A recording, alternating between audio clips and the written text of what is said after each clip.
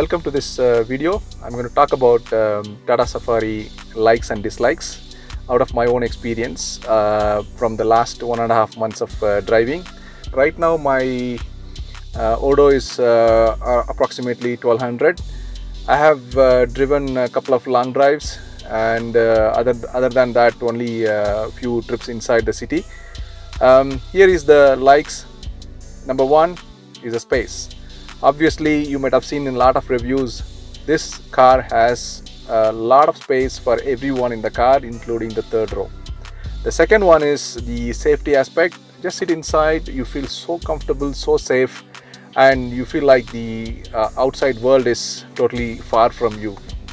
The third one is the space in the third row, which is not so good as this car in other similar segment cars. We have personally tested, my family has tested, but this car has tremendous space in the third row. The fourth one is the storage spaces all around. It has a lot of spaces on the doors, the center console, the rear seat, the rear door pockets. Everywhere the space is good. Even the third row has a lot of space, including the mobile chargers for everyone. So that's adequate enough. The fun is the engine refinement. This is, all of you know that this is a 2-liter engine from Jeep or Fiat. This serves the purpose. You don't feel like you're driving a diesel engine. It's very well refined. You don't feel any engine noise inside. The next point is the noise insulation inside the cabin. The noise, you won't potentially hear the honking noise, including your car honking. So when you are having a loud music inside, and absolutely no sound from outside or the road noise, that's fantastic. The next point is the minute details. We could call it as embellishment. I'll show you some of the embellishments that has been engraved inside the different parts of the car. One in the rear glass, the line representing the Safari. The other one is the front headlamp, where you can see, most of you might have not seen that. Just see inside.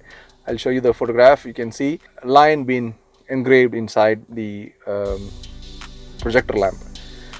The next one is the sound system. I have tested the sound system of Bose. I don't know why Bose in Kia doesn't sound good, but here JBL is super duper.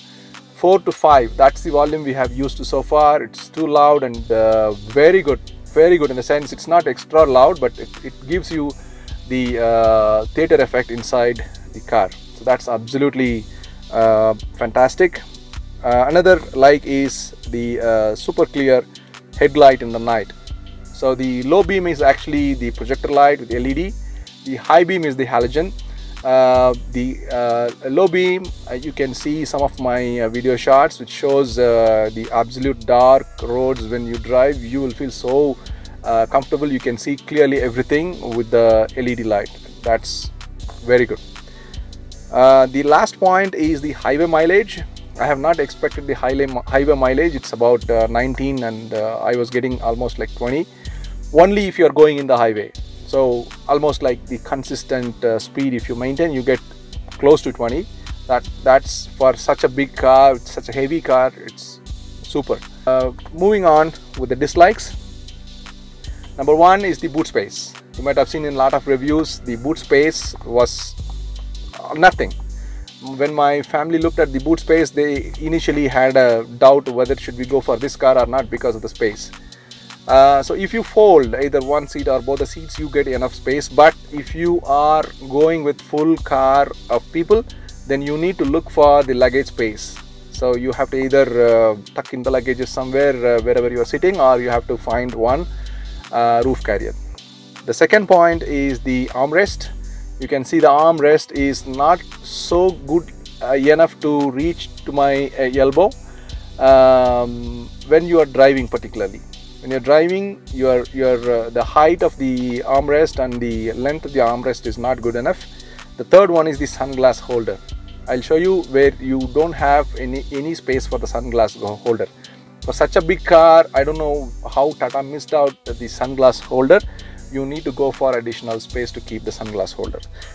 Similarly, the next point is the mobile phone holder. Mobile phone, if you are connecting to the Android Auto through wire, mind it, there is no wireless Android Auto. So when you connect the mobile phone through the Android Auto, there is no good enough space where you can access the mobile phone as well as your touch screen. Of course, you are not supposed to access the auto, but the mobile screen when you're connected to the Android Auto. But still, sometimes if you have to access your mobile phone, you have to just hold it in your hands. There is no space where you can keep it comfortably. The next point is the hood. The hood doesn't have the hood opener. The bonnet doesn't have the hydraulic opener. So the lift is not hydraulic, so you have to manually lift it. I'll show you that video. So that lifting is somewhat difficult for someone who doesn't have enough strength to push the bonnet. So you need to have that. Tata would have given hydraulics for such a heavy bonnet. Point is the high beam. The high beam is a halogen. It is yellow. If you have to go with the LED, you have to go with the aftermarket fitting. I'm not sure how many of you will go, but that's one of the dislikes.